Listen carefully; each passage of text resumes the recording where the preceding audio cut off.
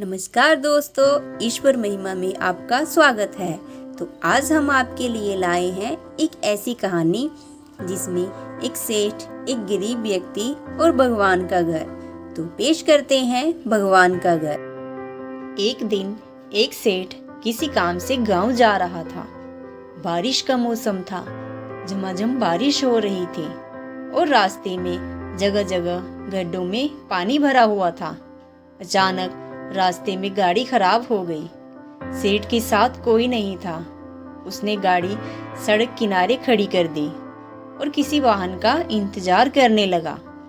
लेकिन घनघोर बारिश और तूफान की वजह से सड़क सुनसान थी। शाम ढलने लगी तो व्यापारी को चिंता सताने लगी।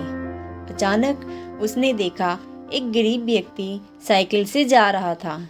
सड़क किनारे अपनी गाड़ी में बैठे बैठे उसने साइकिल सवार को आवाज देकर रोका और पूछा कि कहीं कोई गाड़ी का मैकेनिक मिल सकता है क्या।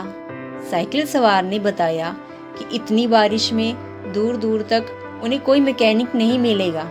ये सुनकर सेठ चिंतित हो उठा। तब साइकिल सवार ने बड़ी विनम्रता से कहा, भाई साहब, अगर आप चाहें तो पास ही बने भगवान के घर आज रात विश्राम कर सकते हैं।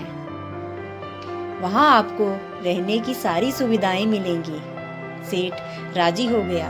उसने सोचा कि आज रात मंदिर में ठहर कर अगले दिन सुबह वो गाड़ी मरम्मत का कोई रास्ता देख लेगा।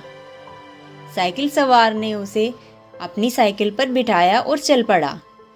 थोड़ी देर में दोनों एक छोटे से मकान के सामने पहुंच गए। साइकिल वाले ने दरवाजा खटखटाया तो एक स्त्री ने दरवाजा खोला। सेठ को संबोधित करते हुए साइकिल वाले ने कहा, ये मेरी पत्नी है।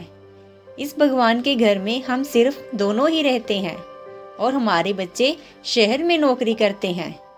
आइए अंदर पधारिए और आराम से बैठ जाइए। थोड़ी ही देर में साइकिल वाले की पत्नी गरम गरम चाय और नाश्ता ले आई।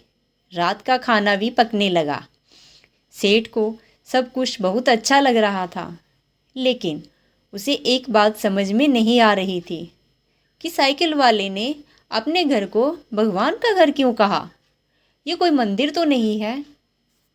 आखिर उससे रहा नहीं गया तो उसने पूछ ही लिया कि क्यों अपने मकान को भगवान का घर क्यों कह रहे हो। लोग तो अक्सर यही कहते हैं कि मेरे घर में भगवान विराजमान है, या मेरे घर में भगवान के लिए पूजा घर बनवाया है, या मेरे घर भगवान आए हैं। ये सुनकर साइकिल वाले व्यक्ति ने कहा, हाँ, आपने ठीक कहा। अक्सर लोग यही कहते हैं कि घर हमारा है और भगवान हमारे घर में विराजमान है, लेकिन हम ऐसा नहीं कहते, क्योंकि अगर हम अपना घर कहेंगे तो उसमें हम अपनी इच्छा अनुसार सब कुछ उल्टा पुल्टा काम कर सकते हैं। लेकिन अगर हमने भगवान का घर कहा तो हम वहाँ कोई गलत अनाचार वाले काम नहीं कर सकते और हमेशा उन्हीं सद्विचारों में रहते हैं जैसे हम सब मंदिर के अंदर होते हैं। और मज़े की बात यह है कि जैसा कि लोग बोलते हैं मृत्यु के बाद हमें भगवान के घर जाना है, तो उस हिसाब से देखा जाए तो हम जीते जी ही भगवान के घर में रहने का सुख प्राप्त कर रहे हैं।